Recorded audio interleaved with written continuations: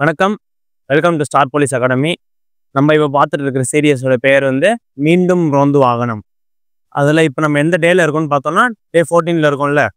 இன்னைக்கான டாபிக் என்ன அப்படின்னு பார்க்கும்போது வார் அப்படின்னா என்ன ஞாபகம் வருது? சிந்தூர் ஞாபகம் வந்துடும் நமக்கு. அப்சல்யூட்லி. பாகிஸ்தான் மீது நம்ம இந்திய ராணுவம் என்னென்ன போர் நடத்துனாங்க, அதுக்கான ஆப்ரேஷனோட பெயர்கள்லாம் இருக்கும்ல. இப்போ நம்ம ஆப்ரேஷன் சிந்தூர்னு போச்சுல, அப்போ அது மாதிரி எத்தனை ஆப்ரேஷன்ஸ் வந்து நடத்தியிருக்காங்க நம்ம இந்தியா அப்படின்றத வந்து இன்னைக்கான டாபிக்ல நம்ம பார்ப்போம்.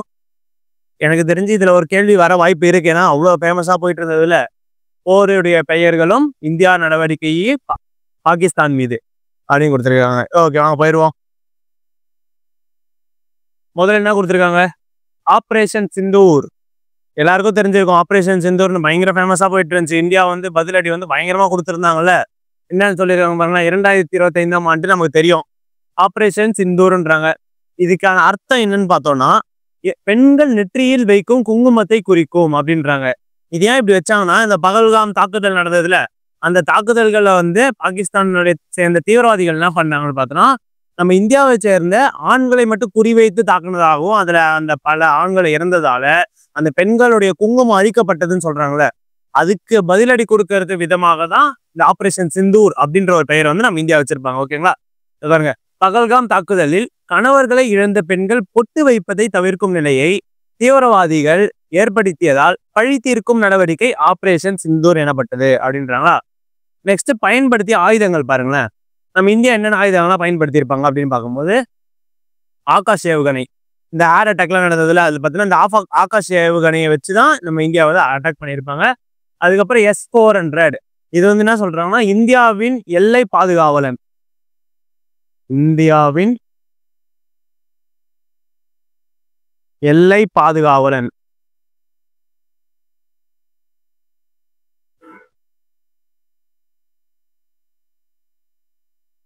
அதுதான் இந்த S-400. இப்போ உங்களுக்கான கேள்வி என்னன்னா, இந்த S-400 இருக்குல்ல, அதுக்கு இந்த எஸ்ஸுக்கான மீனிங் வந்து கீழே கமெண்ட் பண்ணிருங்க. ஓகேங்களா? ஓகே. அடுத்து ரஃபேல் விமானம். ரஃபேல் விமானம் இந்த நிறைய பார்த்துருப்போம் நியூஸ்லாம். அப்படியே பறந்து அதை சுட்டு நிறைய அந்த பாகிஸ்தான்ல இருந்து வந்த ட்ரோன்ஸ்லாம் நம்ம கேள்விப்பட்டோம்ல, அதை வந்து சுட்டு வீழ்த்தினதெல்லாம் கேள்விப்பட்டோம்ல. அது வந்து பார்த்தோம்னா இந்த ரஃபேல் விமானத்து மூலியமா நிறைய வந்து இந்த இந்தியா வந்து மேற்கொண்டு இருப்பாங்க. ஓகேங்களா? இந்த ரஃபேல் விமானம் எங்க இருந்து வாங்கப்பட்டது அப்படின்னு பார்த்தோன்னா, நம்ம நட்பு நாடான ரஷ்யாவில இருந்து வாங்கியிருப்பாங்க. ஓகேங்களா? அடுத்தது பாருங்க.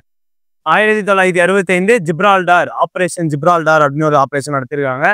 ஜிப்ரால்டர் அப்படின்னா என்ன சொல்றாங்கன்னா, அசைக்க முடியாத கோட்டை அல்லது வலிமை என்று பொருள் அப்படின்றாங்க. ஓகேங்களா? அசைக்க முடியாத கோட்டை அப்படி இல்லைன்னா வலிமை பொருள் அப்படின்றத வந்து ஜிப்ரால்டர் வந்து குறிக்குது. எந்த ஆண்டுன்னு பார்த்தோம்னா 1965.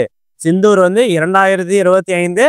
ஆப்ரேஷன் ஜிப்ரால்டர் வந்து 1965. ஓகேவா? அடுத்து 1965 கிராண்ட் ஸ்லாம். இதுவும் பார்த்தீங்கன்னா 1965 கிராண்ட் ஸ்லாம்ன்றாங்க. இது எல்லாமே பார்த்தீங்கன்னா பாகிஸ்தான் வந்து நம்ம இந்தியா மீது வந்து அட்டாக் பண்ணியிருப்பாங்க. அதுக்கு கவுண்டர் அட்டாக் கொடுக்குற விதமாக தான் இந்த ஆப்ரேஷனோட பெயர்ல வச்சிருப்பாங்களே. ஓகேங்களா? எப்பயுமே நம்ம இந்தியா வந்து ஏதோ ஒரு அமைதி விரும்பும் நடந்தன அப்படின்ற பட்சத்துல நம்ம இந்தியா வந்து என்னைக்குமே வந்து முதல் தாக்குதலை நடத்துனது இல்லை.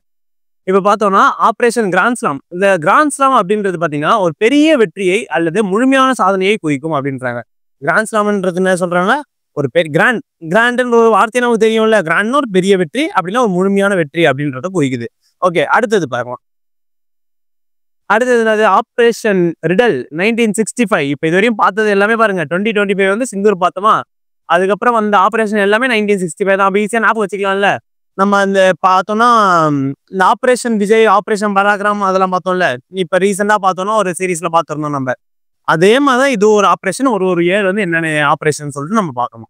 இப்போ ஆப்ரேஷன் ரிடல் என்றால் புதிர் என்று பொருள் அப்படின்றாங்க. இந்த ஆப்ரேஷன் ரிடல்னா என்ன சொல்லியிருக்காங்க? புதிர் அப்படின்னு அர்த்தம். ஓகேங்களா? அடுத்த ஆப்ரேஷன் போயிடலாம்.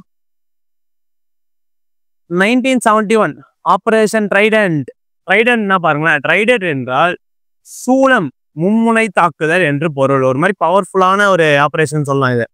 அதுக்கப்புறம் பார்த்தீங்கன்னா இந்திய கடற்படையால் வெற்றிகரமாக நடத்தப்பட்ட தாக்குதல் இந்த ஆப்ரேஷன் ட்ரைடன்ட் தான். அப்ப இந்திய கடற்படையால நடந்த தாக்குதல் அப்படின்னு கேட்டா நமக்கு ஆப்ரேஷன் ட்ரைடன்ட் ஞாபகம் வரணும். ஆண்டு 1971 நம்ம ஞாபகம் வரணும். ஓகேங்களா? அடுத்து operation Python of India and Pakistan 1971 operation Python.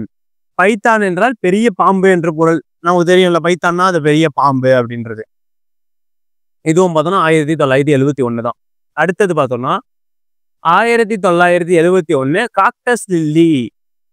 இந்த கேக்டஸ் லில்லின்றது பார்த்தோம்னா மேக்னா ஹெலி பாலம் அப்படின்னா மேக்னா பாலம் அப்படின்னு ஒரு பாலம் இருக்கு. அந்த இடத்துல பாகிஸ்தான்காரங்க தாக்குதல் நடத்தி அதுக்கு ஒரு கவுண்டர் அட்டாக் கொடுக்குற விதமா தான் இந்த மேக்னா அப்படின்ற, ஆக்சுவலா இந்த காக்டஸ் லில்லின்ற இன்னொரு பேர் என்ன சொல்லலாம்னா இங்க கொடுத்துருப்பாங்க பாருங்க, மேக்னா ஹெலி பாலம் அப்படின்னு சொல்லலாம். ஓகேங்களா?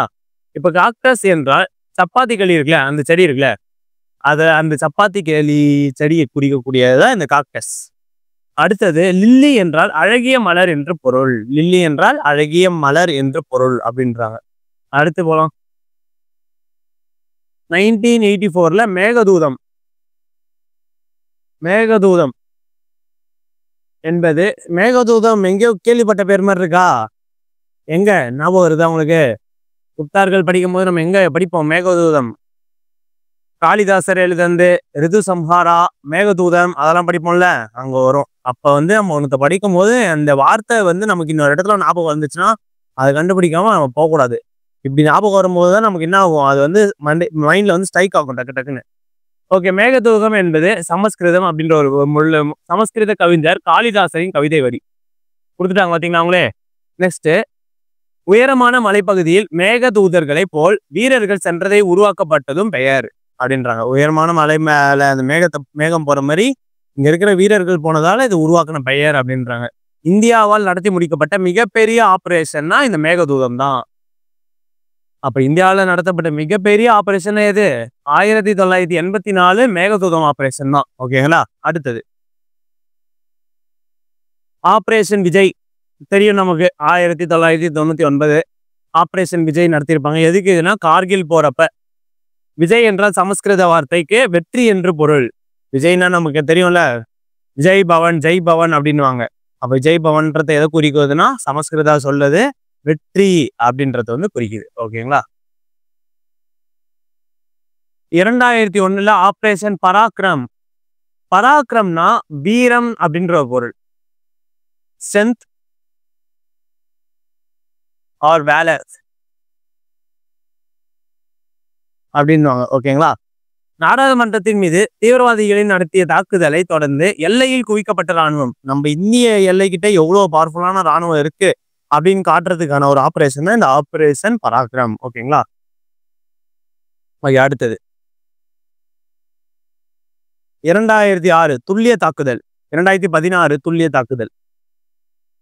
திட்டமிடப்பட்ட படைத்துறை ரகசிய அதிரடி தாக்குதல் ஆகும். அப்ப ரகசிய தாக்குதல் அப்படின்னு ஒரு தாக்குதல் கேட்டாங்கன்னா என்னன்னு சொல்ல, நம்ம 2016 துல்லிய தாக்குதல் அப்படின்னு சொல்றதுதான் இந்த ரகசிய தாக்குதலாக சொல்றாங்க. ஓகேங்களா?